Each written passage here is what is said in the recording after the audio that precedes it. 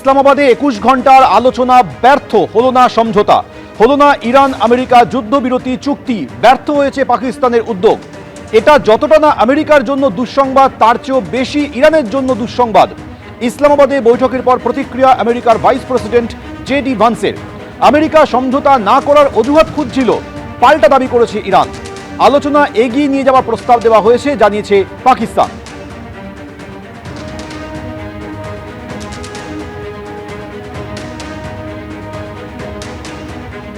The bad news is that we have not reached an agreement, and I think that's bad news for Iran much more than it's bad news for the United States of America. So we go back to the United States having not come to an agreement. We've made very clear what our red lines are, what things we're willing to accommodate them on, and what things we're not willing to accommodate them on.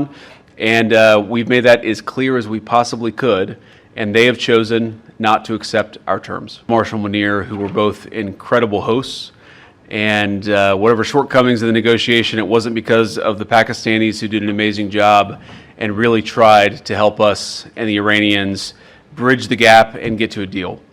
We have been at it now for 21 hours, and we've had a number of substantive discussions with the Iranians. That's the good news. The bad news is that we have not reached an agreement.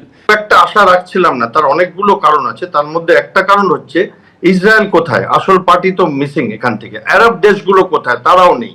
America একটা চট জলদি পাকিস্তানকে use and throw করে দেওয়ার জন্য, পাকিস্তানকে ব্যবহার করে পাকিস্তানের মাধ্যমে চেষ্টা করছিল ইরানের সাথে একটা কিছু করে এই যুদ্ধ থেকে পরিত্রাণ পাওয়ার চেষ্টা করছিল, কারণ তাদের নাক পুড়েছে।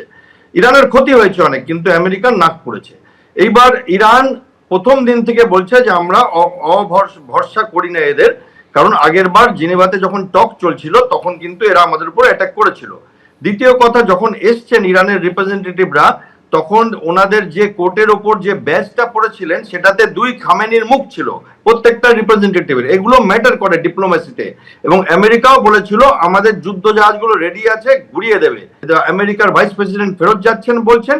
এটা যারা অ্যানালিসিস করে তারা সবাই ভয়ে ছিল যে কি করে হবে, কারণ আরব দেশগুলো নেই, ইসরায়েল নেই, খালি আমেরিকা আর পাকিস্তান, আর পাকিস্তানের জেনারেলদের মুখ দেখতে পাচ্ছি, আর জেডি ভ্যান্স। এবং জেডি ভ্যান্স একমাত্র মানুষ যিনি এই যুদ্ধের বিরোধিতা করেছিলেন ট্রাম্পের সাথে, এবং তাকে পাঠিয়েছে দেখুন বাঘের মুখে ফেলে দিতে, যে ফেলিয়ার হলে জেডি ভ্যান্সের ফেলিয়ার, কৃতিত্ব হলে ট্রাম্পের কৃতিত্ব। এবং ফ্রান্স, অস্ট্রেলিয়া, এরা লেবাননের বিরুদ্ধে, মানে লেবাননের সপক্ষে কথা বলেছে যে লেবাননের উপরে এই অ্যাটাক বন্ধ করো। এবং গালিবাফ যিনি এসছেন, তিনি প্লেনে যখন এসছিলেন, তো ওই শিশু যেগুলো আমেরিকা মেরেছিল তাদের প্রত্যেকের স্কুল ব্যাগ আর ফটো লাগিয়ে সেই প্লেনটা ইন্টারনেটে টুইট করতে করতে এসছেন।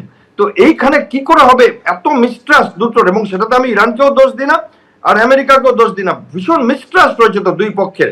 তবে সেখানে আমার মনে হচ্ছিল যে ইরান হয়তো চাইছে যে কোনোভাবে টাকা পয়সাটা যদি ভালো করে গুছিয়ে নেওয়া যায়। সেটা হলো না, আমাদের সবারই এটাতে অসুবিধা হবে, আবার সেই তেলের দাম বাড়বে, আবার মার্কেট পড়ে যাবে, এবং আবার পৃথিবীতে আবার একটা যুদ্ধের, যেটা আমরা দেখেছিলাম টুইট, আজকে একটি সভ্যতা ধ্বংস করে দেব, সেই রকম ব্যাপারটা হয়তো আবার আসবে। এবিপি আনন্দ, এগিয়ে থাকে, এগিয়ে রাখে।